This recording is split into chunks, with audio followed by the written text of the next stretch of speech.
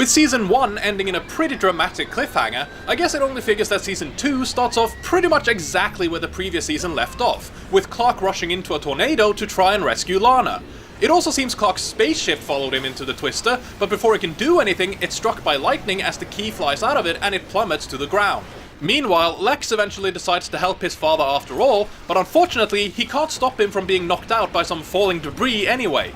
It also seems Jonathan Kent has managed to catch up to Nixon as he hurls himself and Nixon into a nearby crypt to avoid being crushed by a falling house. As you might have guessed, Clark does manage to save Lana from any major harm as he brings her to the hospital after they make it out of the tornado.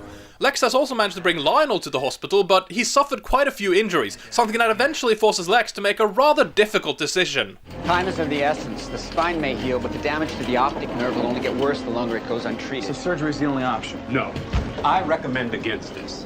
I say we let the patient's condition stabilize before surgery is attempted. Yeah, surgery is risky, but the alternative could be worse. It's your decision.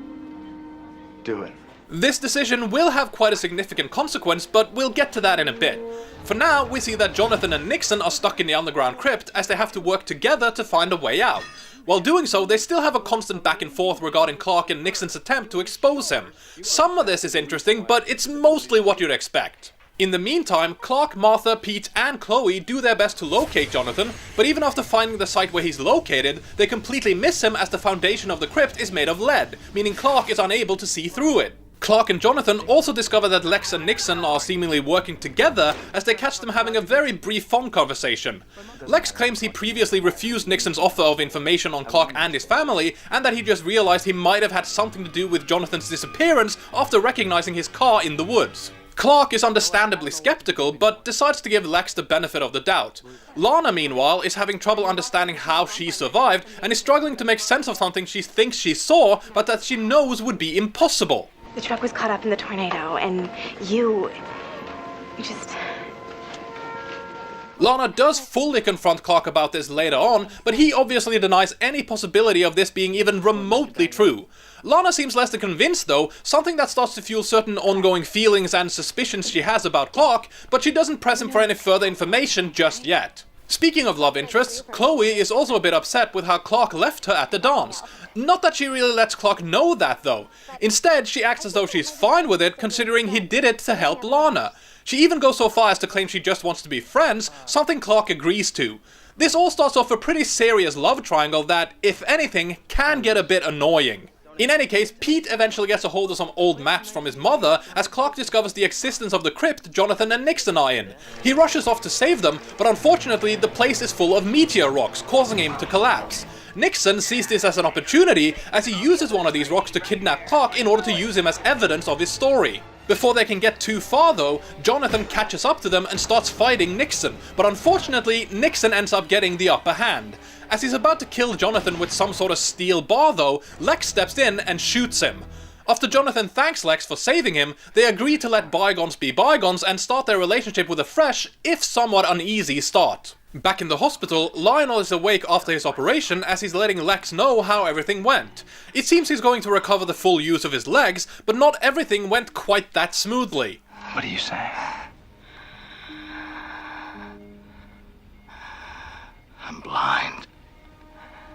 The operation failed. This not only means a difficult adjustment for Lionel and Lex, it also leads to quite a shocking and twisted ploy by Lionel, but we'll get to that.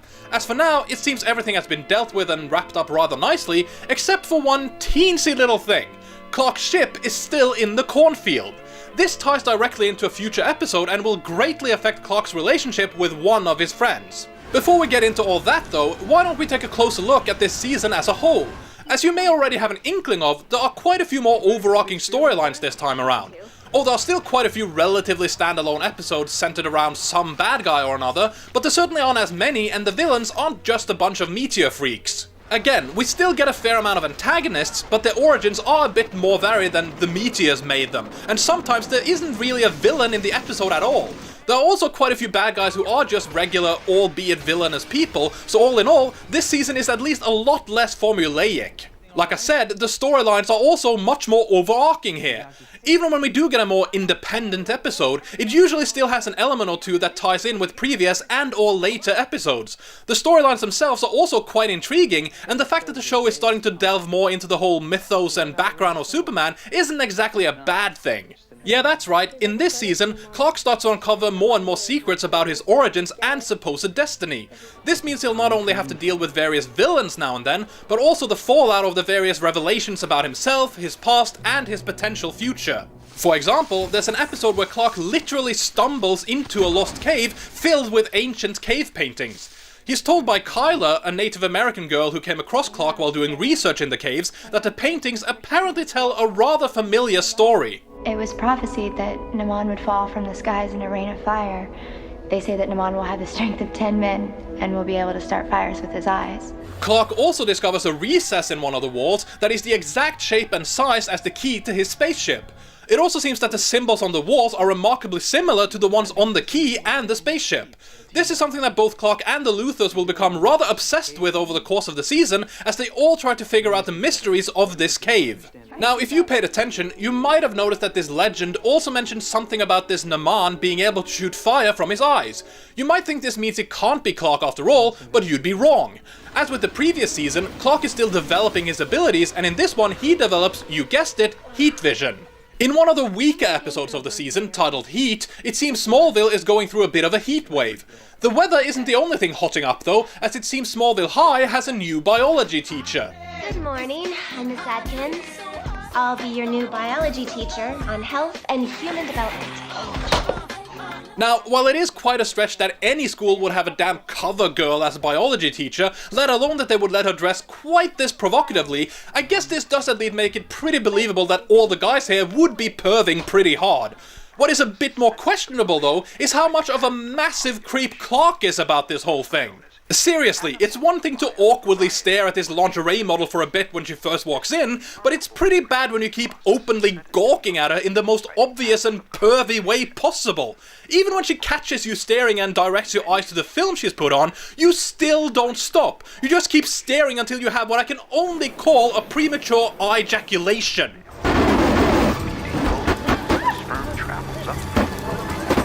That's right, it seems Clark not only has to deal with the occasional public boner like every teenage boy, he can actually set things on fire when he gets too worked up.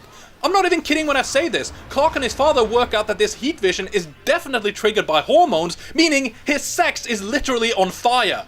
And you thought your teens were awkward. I have to say though, it's a bit weird to think that every time Clark uses his heat vision, he's actually visiting his spank bank. Honestly, if we're to believe this show, that's kinda what we have to infer he's doing every single time he flames up. Makes things kind of icky, doesn't it? All kidding aside though, Clark does eventually manage to get a handle on this new ability, and it turns out to come in very handy on several occasions. For example, there's an episode where he has to go up against a trio of thugs who can match his strength as they're doped up on refined meteor rocks. He therefore ends up using his heat vision to even the odds and take them down after all. There are plenty of other examples, but let's just get back to the story for now.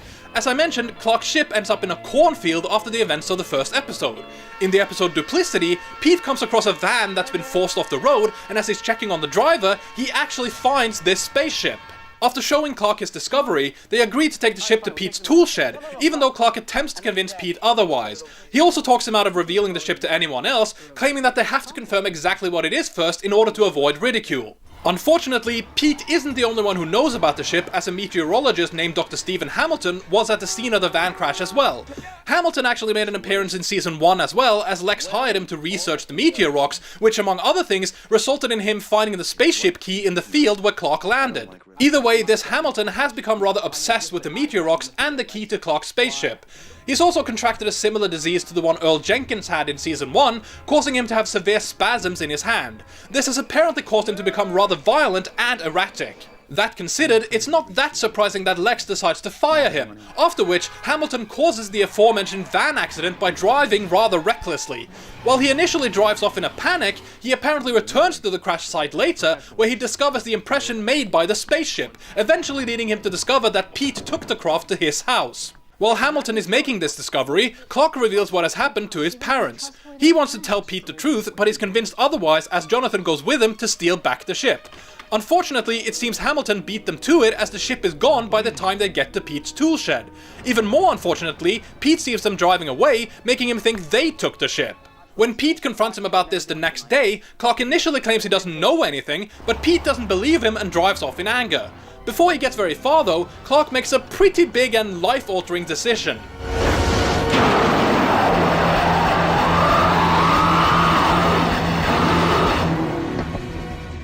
Pete, we need to talk. That's right, Clark decides to tell Pete all about who and what he actually is. Pete understandably feels a bit shocked, betrayed and angry, and ends up leaving in a bit of a huff. While Clark later tries to smooth things over with him, Pete still feels untrusted and lied to, and doesn't want to hear it. However, he eventually changes his tone, especially after Clark saves his life. You see, Hamilton realizes that the disc he found in Season 1 must be the key to the ship he now has in his possession. Unfortunately, Lex no longer has the disc as he believes it was lost during the storm. Hamilton therefore returns to Pete's toolshed thinking the disc might also be there, when Pete finds and confronts him. Unfortunately, he's not all that successful. Look, man, you don't know who you're messing with. That spaceship belongs to someone a lot tougher than you. You know who it belongs to. Look, I don't know anything. Tell me who it is!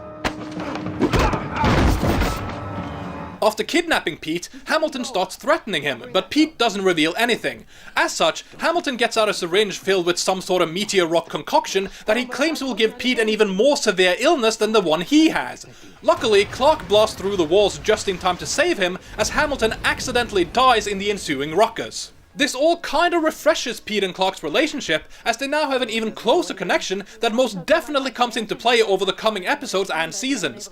I guess this might also make Pete seem like a bit more of a straight guy sidekick type of character, but I for one still find their dynamic rather intriguing and enjoyable. It's not like this friendship doesn't hit a few bumps every once in a while either. There's at least one particular example I can think of in this season, but before I get into any major details, I sorta have to talk about a certain new discovery in an earlier episode. While we should all know all about the green meteor rocks by now, it turns out that these rocks actually come in a few different varieties. In the episode simply titled Red, it seems Smallville High is now offering a new, apparently expensive class ring to the students. You see, these rings contain some sort of red ruby, and yeah, you know where this is going. Going against his parents, especially Jonathan's wishes, Clark decides to buy himself one of these rings. As you most likely already guessed though, this might have been an even worse idea than expected, as Clark has some sort of reaction to the ring as soon as he puts it on. It's not an immediately obvious reaction though, as it's not really his body that's affected, but rather his mind. Yeah, it seems that after putting on this red ring, Clark loses quite a few of his inhibitions and becomes a lot more direct, daring, outspoken and spontaneous. He slags off the principal's dress code and attire, he starts flirting a lot more with Lana, and he even steals his parents' credit cards to buy a bunch of mostly useless crap. Not the GameCube though, that's fucking essential. In all seriousness though, Clark may become a bit of a douche, but it's actually kind of fun to see this infamous goody two-shoes be a bit more reckless and irresponsible for a change. It's just a nice change of pace to see this guy who usually has the world on his shoulders just enjoying himself and doing whatever the hell he wants. Sure, he does take it a bit too far, but it's still pretty entertaining. Like you probably guessed though, Clark's family and friends do realize that something's going on. Chloe also discovers that the red rubies are actually meteor rocks, leading Pete to realize that Clark's ring must be causing his new behavior. Together with Jonathan, Pete eventually saves Clark from himself by using a green meteor rock and a hammer to smash the ring off his finger. As mentioned though, the discovery of these new types of meteor rocks also leads to an episode where Pete uses them to his advantage. In the episode Rush, Pete unknowingly uncovers and gets infected with some sort of parasite while trying to break up an impromptu rave in the ancient Kawachi caves. While he may seem fine at first, he most certainly isn't. As it turns out, this parasite somehow causes Pete to seek out bigger and bigger thrills that get more and more dangerous. When Clark tries to stop his escapades and get him some help, Pete threatens to reveal his secret and eventually even uses the green meteor rocks to keep him at bay. After Chloe also gets infected and teams up with Pete, he realizes that he can make Clark join them after all. Whoa, Clark. I know you're worried about me. You're my boy. You always have been. But I figured it out. In your world, green means stop. And red means go.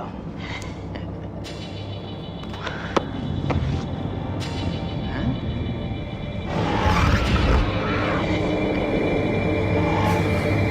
Yup, Pete basically drugs Clark, after which he's more than willing to join Pete and Chloe's ever-increasing thrill search.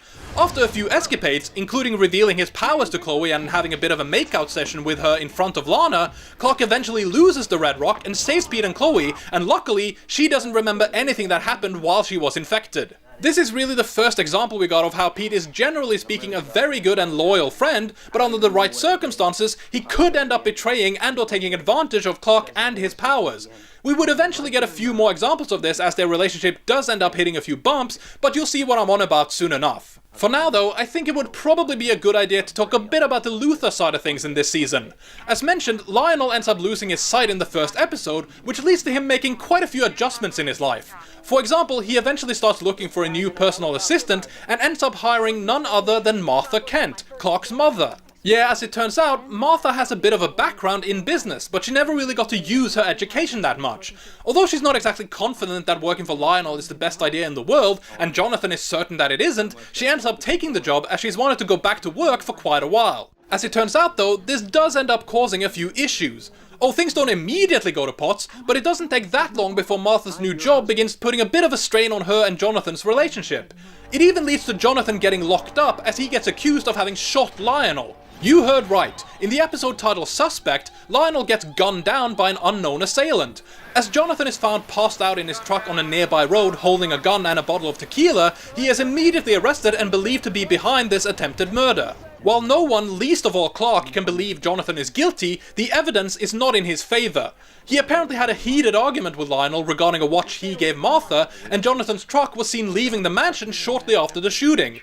The owner of a nearby bar also claims Jonathan got pretty hammered that night, even though he claims he only had one beer. Of course, it eventually turns out that there are other suspects, as both Lex and one of Lionel's assistants had their motives as well. I don't think I'll spoil who the actual shooter turns out to be, but I guess I can at least say that it obviously isn't Jonathan. As even he points out though, it wasn't exactly difficult to frame him, especially as he let his emotions get the better of him. While Lionel survives this ordeal, it's not the only one he goes through. You see, throughout the season, Lionel constantly uses various shady tactics in an attempt to screw over Lex and take over his new company. In the episode Insurgents, for example, Lex finds out that Lionel has planted surveillance equipment in his mansion, allowing him to outbid him on an important contract. Feeling understandably embittered and betrayed by this, Lex decides to give Lionel a taste of his own medicine by hiring someone to plant surveillance in his office. Unfortunately, Lionel and Martha turn out to be in the building at the same time the bugs are being put into place, and although Lex tries to cancel the mission, it seems some of the people he hired may have their own agenda. Hey, what are you doing? I think the rest of us broke into the office of one of the richest men in the world just to plant a few bugs. We ain't leaving this place until we empty that vault. Bishop. Nikki, how long have we worked together? We're not thieves. We're hired to do a specific job. Job description's just been changed. Yes, it seems trusting a bunch of thugs who break into buildings for a living may not have been the best idea after all. I know, I'm shocked too. They end up finding and holding Lionel and Martha hostage while they attempt to open up Lionel's secret vault. Unfortunately for them, Lionel activates a silent panic button, alerting the police, news, and eventually Clark and Jonathan to their situation. The hostage takers manage to keep the police at bay while breaking into the vault, but as it turns out, their efforts might have been a bit of a waste. You see, they do eventually manage to get the vault open, but it doesn't exactly contain what they were expecting. What the hell is this?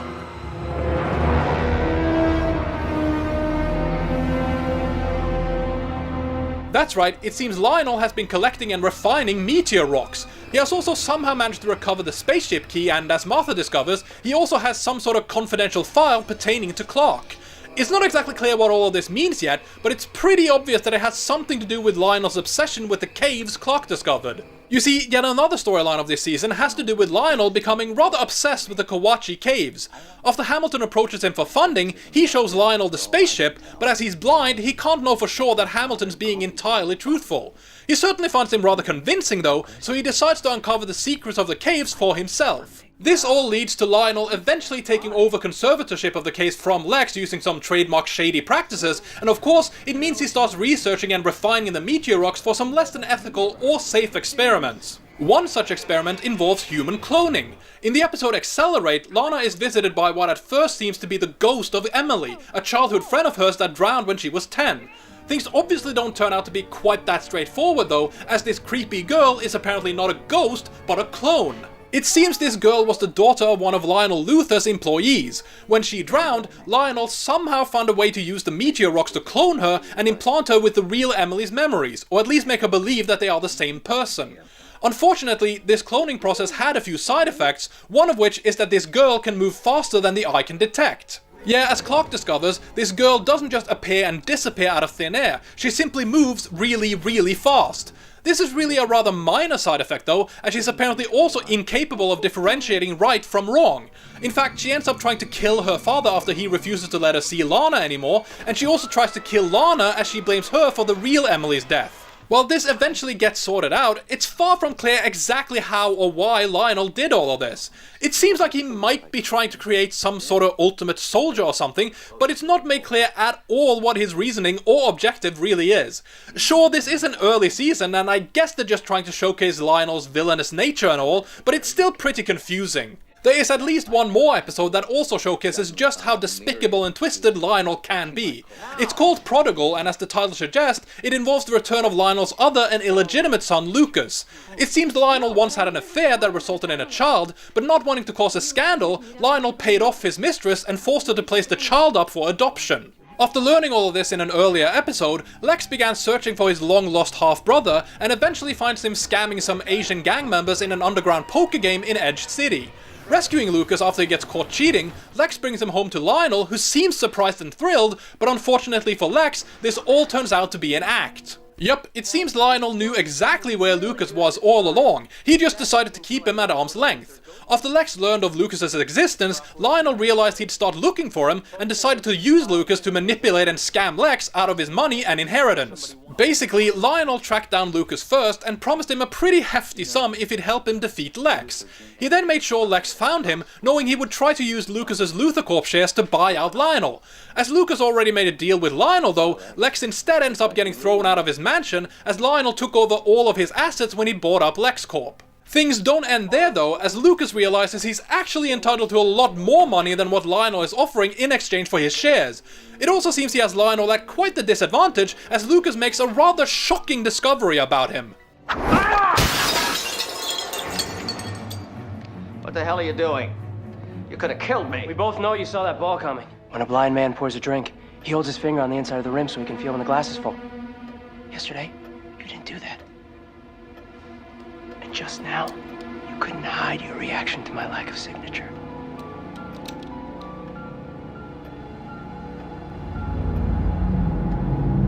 What do you want, Lucas? That's right, Lionel has been faking his blindness. Oh, he was blind for a while, but he's apparently been able to see for at least a few weeks. This means that he may or may not have seen Clark use his abilities, and it's all but certain that he's at least seen certain things he shouldn't have. Why else would he constantly make remarks like this? Well, Clark is a very special young man. I'm sure there are insights you could give me that would be extremely helpful. It's amazing what people try and get away with right in front of your eyes when they think you can't see. Either way, Lex also finds out about this after Lucas seemingly kidnaps him, and Lionel slips up and tells him to put down his gun. If you're wondering why Lucas would kidnap Lex though, he apparently does it in order to force Lionel to shoot him so he can take complete control of Luthor Corp and all its assets. In true Luthor form though, this all turns out to be staged by Lucas and Lex as a way to get Lionel to reveal his fake blindness, and to get Lex a way of getting his company back. In exchange for keeping quiet about the whole Lucas affair, Lex regains control of LexCorp, and he also has Lucas sent somewhere safe under his protection, never to be contacted by Lionel again. As good of a twist as Lionel's deception may or may not be though, this whole half-brother side story was a bit pointless. This whole episode was basically an excuse to out Lionel and get Lex back in charge of his company. I don't really have a better way to do this myself, but it does seem like a bit of a waste to bring in a new character for the sole purpose of revealing a plot twist. That's not to say that this is by any means the worst episode of this season. I actually have quite a hard time making that pick, as most of the episodes are quite good, but ultimately there are a few rather weak ones.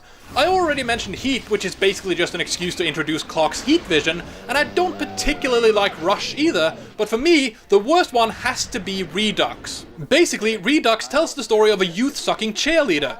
No, I'm totally serious. This episode is all about a cheerleader named Christine Parker, who is actually some sort of witch or something that stays eternally young by draining her fellow classmates of their youth. There's not really anything more to the story either, it's just Clark going up against this witch who eventually dies. Fair enough, there are a couple of slightly more interesting subplots involving a new, somewhat stricter principal being a bit hard on Clark, and Clark finally meeting his estranged grandfather, but none of these plot lines really go anywhere. Honestly, there is very little to keep you invested in this episode, and it all ends up being a very forgettable and lackluster experience. Luckily, there are quite a few pretty great episodes this season as well. The opening episode, Vortex, is pretty good, and I like how Duplicity starts off a rather interesting dynamic shift between Clark and Pete. I also think the episodes focusing on the cave and Clark's connection to them are pretty intriguing, and as a whole, this season has a much better and more consistent quality than the last. There are a couple of standout episodes I do wish to talk about though. The first one is Ryan, which brings back a certain character from the first season. I didn't really talk about the episode it first appeared in last time though, so I guess I should start with a quick summary of that. You see, in season 1 there was an episode titled Stray, where Martha literally runs into a young boy named Ryan. It seems this Ryan can read people's minds, and he's being threatened, abused, and exploited by his stepfather and his wife. They're using Ryan to rob people, but after they end up shooting the owner of a pawn shop, Ryan runs away and straight into Martha's truck. After bringing him to the hospital and finding evidence of Ryan's abuse, the Kents decide to bring him home until the Child Protective Services can get involved. While Ryan initially claims not to remember anything, he eventually tells Clark everything after he finds out about Clark's spaceship by reading Martha's thoughts. Over the course of the episode, Clark and Ryan end up forming quite a strong bond, and eventually Clark rather predictably takes care of Ryan's stepfather and saves Ryan from any further abuse. He is then reunited with one of his aunts as he goes to live with her in what seems like a pretty happy ending. As Ryan's reappearance in season 2 reveals though, things didn't really go all that smoothly after all. It seems Ryan is now being held against his will and experimented on by a scientist named Dr. Garner in a research facility called the Summerholt Institute. At the start of the episode, he breaks free from his restraints and makes a panicked call to Clark, who eventually finds and frees him. Unfortunately, Clark's breakout of Ryan wasn't exactly legal, and even though Ryan clearly doesn't want anything to do with Dr. Garner, he threatens to have Clark arrested if the Kents keep Ryan away from him. Luckily for them though, Lex also gets involved and manages to get a restraining order for the Kents, granting them custody of Ryan until there's been a thorough investigation. Things don't end there though, as it seems Ryan is suffering from severe and relatively frequent headaches that occasionally even causes him to hemorrhage and have nosebleeds. After one of these instances causes him to black out, Ryan is brought to the hospital where he reveals that he actually knows what's causing all of this. There's a tumor in my head, Clark. It's getting bigger. I'll tell the doctors. They know.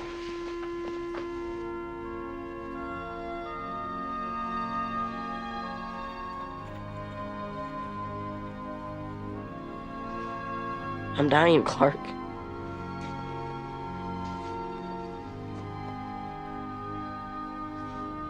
And no one can save me. While this news is devastating to everyone, especially Clark, he refuses to give up. He eventually discovers that there's a specialist working on a new technique that could potentially save Ryan's life. The only problem is that this specialist is on his way to Helsinki for some conference and won't be back until it's too late. As you may be able to guess though, Clark manages to use his super speed to intercept and convince this specialist to take a look at Ryan. This is obviously fantastic news, as it looks like everything is going to be okay after all, but in a rather unexpected move, the episode actually takes a different and honestly quite daring route. I know I said you should be careful of Lex, but I never told you how much he admires you. Promise me you'll keep an eye on him after I'm gone. Don't talk like that, all right? You're not going anywhere. Clark. Look, you just don't give up hope, Ryan. There's more doctors we can see. Clark, you're not listening to me. The doctor said you bought me a few extra days. I want to spend that time with my friend. That's right, this story does not get a happy ending. Ryan still dies in the end. This is obviously a very, very sad outcome, especially if you care about these characters, and it might seem unnecessarily depressing, but that's kind of why I like this episode. Don't get me wrong, I like a pleasant outcome as much as the next guy, but sometimes things just don't work out that way. Sometimes you can do everything imaginable, maybe even more than that, and yet you still won't always be able to prevent the worst from happening. This is a pretty tough lesson that everyone will someday have to face to some degree, and it's quite refreshing to see a somewhat lighthearted superhero show actually realize and acknowledge this as well. In addition to that aspect of this, I also like how there's not really a bad guy as such in this episode, at least not for long. The whole Dr. Garner thing gets resolved pretty quickly, and after that, the only foe is Ryan's tumor. Now, I certainly don't have anything against a great supervillain, but as this episode showcases, a terminal illness can be just as intimidating and vicious, if not even more so. Another rather significant episode is the one titled Rosetta. This is where Clark starts to feel a certain yearning for answers about his origins, as he started having dreams about putting the spaceship key into the recess in the cave walls. As he puts it, it's as if it's calling him, something that becomes even more true as the episode progresses. Lex has also been looking closer at the caves. A few episodes earlier, he hired a renowned researcher and linguist by the name of Dr. Frederick Walden. He believes Clark knows more about the caves than he's letting on, a belief that only grows stronger after he and Lex finds Clark passed out in the caves. Yeah, it turns out that the caves aren't the only things calling Clark, as he suddenly starts to hear a loud, piercing noise while at school one day. He follows this screech, which leads him to the spaceship key. He decides to finally head down to the cave and place the key in the wall, which may or may not have been such a smart move after all.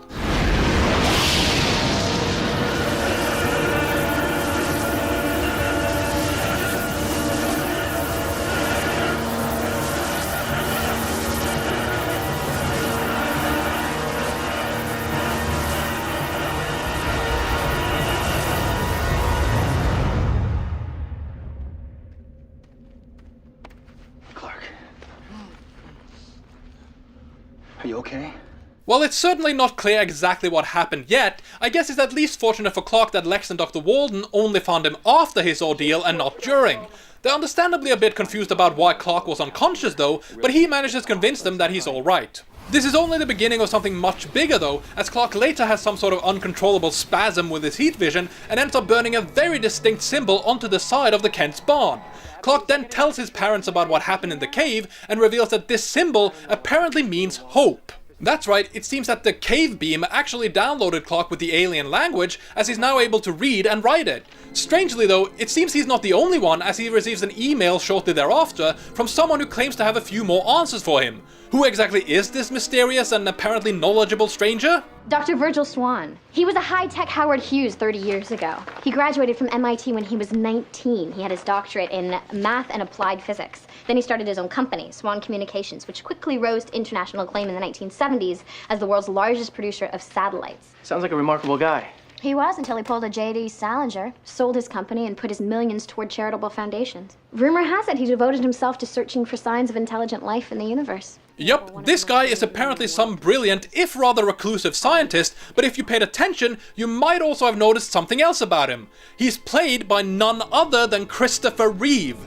This episode is essentially sort of a passing of the torch, and the show certainly gains a bit of legitimacy by having the original Superman himself basically put his stamp of approval on it. It also has to be said that even at this point in time, when Reeve was severely disabled and would unfortunately pass away only a few years later, he put on a truly spectacular performance.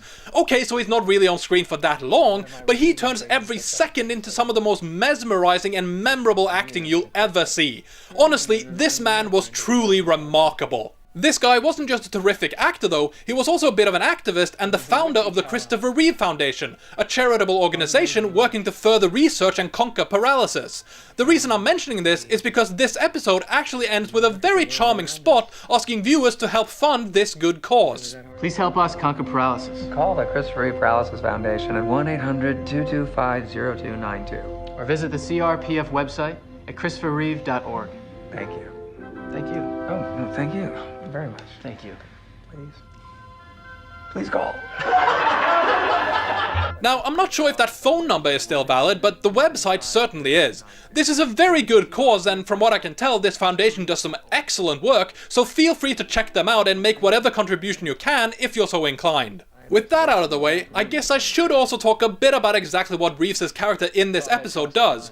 Like I said, this is more or less a passing of the torch as it were, as Reeves' character, Dr. Swan, basically gives Clark the story of his origins as well as a secret message from his biological parents. In case you somehow don't know, or you've forgotten this story, Swan discovered a coded message from space that when translated reveals that Clark's birth name is Kal-El, and that he hails from a planet called Krypton. He also found out that Krypton has seemingly vanished, having most likely been destroyed in some sort of catastrophic event. Luckily for Clark, Swan does not want anything more in exchange for this information than confirmation that he's right.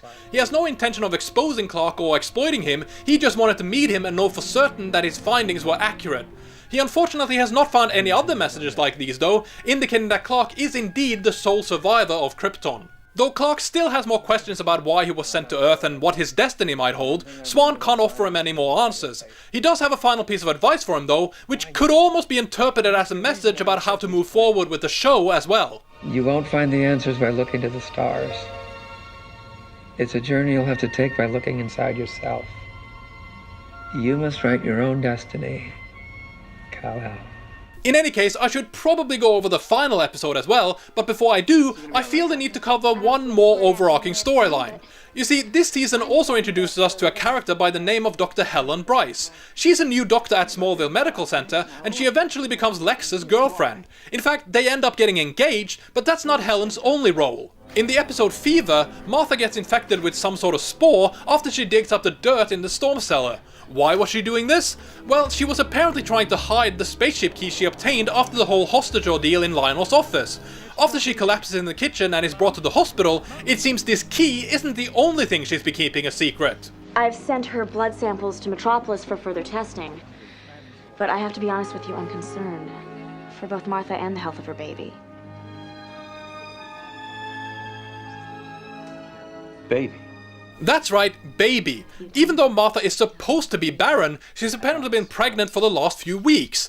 It seems that when Clark's ship blasted the storm cellar with a bright light in the finale of the previous season, it somehow healed Martha and made it possible for her to conceive, a revelation Jonathan actually uses to heal both her and Clark at the end of this episode. You heard me, both Martha and Clark get healed at the end of the episode, but how could Clark get sick? Well, it seems the spore that infected Martha also infects Clark after he gets the ship out of the storm cellar before the disease control agency can find it.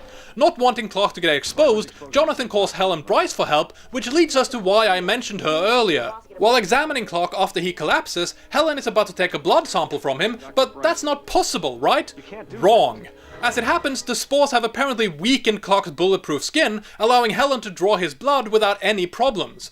Jonathan convinces Helen to examine the blood herself, and after doing so, she's understandably rather confused. Helen does uphold her confidentiality though, even from her soon-to-be fiancé Lex, no matter how much he tries to snoop into her business. Like I mentioned though, Jonathan eventually figures out that he can use the spaceship to heal both Martha and Clark, and with a teeny bit of help from Clark, he recovers the ship's key from the DCA and does just that. After all of this, Helen is still not quite sure exactly what she witnessed or how to explain it, but she does keep everything to herself. Unfortunately for her and the Kents, she does keep Clark's blood sample, which wouldn't be so bad in and of itself, but then her office gets broken into as the vial is stolen. It's not clear exactly who took it at first, but it's not that big of a surprise either. Yeah, based on his previous behavior and actions, including bribing one of the orderlies at the hospital for Martha's medical records, it shouldn't really be that big of a shock that Lex turns out to be behind the theft of the vial of Clark's blood. He does end up giving it back to Helen, and since it wasn't marked and he apparently didn't have it analyzed, he still doesn't seem to know much. This incident nearly ends Lex and Helen's relationship, but she does eventually give him a second chance and goes through with the wedding after all. Things don't exactly go all that smoothly in the end though, but you'll see what I mean after I've gone through the final episode of the season, titled Exodus. As the episode begins, Clark is summoned before his spaceship by the voice of his biological father, Jor-El, who is somewhat distractingly played by Terrence Stamp. Yeah, General Zod is voicing Jor-El. Don't get me wrong, he does a pretty excellent job, but still, feels kinda weird. In any case, Jor-El tells Clark that it's time for him to leave his family and friends and begin to embrace his destiny under Jor-El's guidance. He still doesn't explain exactly what this destiny supposedly entails, but Clark is certainly not ready to leave his home or loved ones behind. Jor-El claims he doesn't have a choice though and says he'll have to return to him at sundown. As if that wasn't enough, it also appears that Lionel is using some sort of weird machinery in an attempt to literally unlock the mysteries of the cave walls. Not only that, but he has also managed to create a new key by refining meteor rocks, or as Clark and the rest of us can now officially call them kryptonite, into an exact replica of the original key. This key will play a rather significant part later, but for now, Clark is once again summoned before Jor-El as promised. While Clark still attempts to assert his independence, he is suddenly pinned to the ceiling as the ship somehow burns what is apparently his family seal onto his chest. He is then warned that he will begin his journey by noon, or he will hurt the ones he loves. Clark decides to keep this from his parents for now, but he does let Pete know what's happened. It also seems he needs Pete's assistance, as Clark believes he has to destroy the ship. Pete is less than convinced that this is a good idea or that it's even possible, but it seems Clark has a bit of an idea. Think about it, Pete. I'm from Krypton and so is this ship, and what's the one thing that can kill me? So you're thinking that kryptonite can destroy the ship? Clark is too dangerous. Do you hear me? You've never done this before. You don't know what'll happen. It could kill you.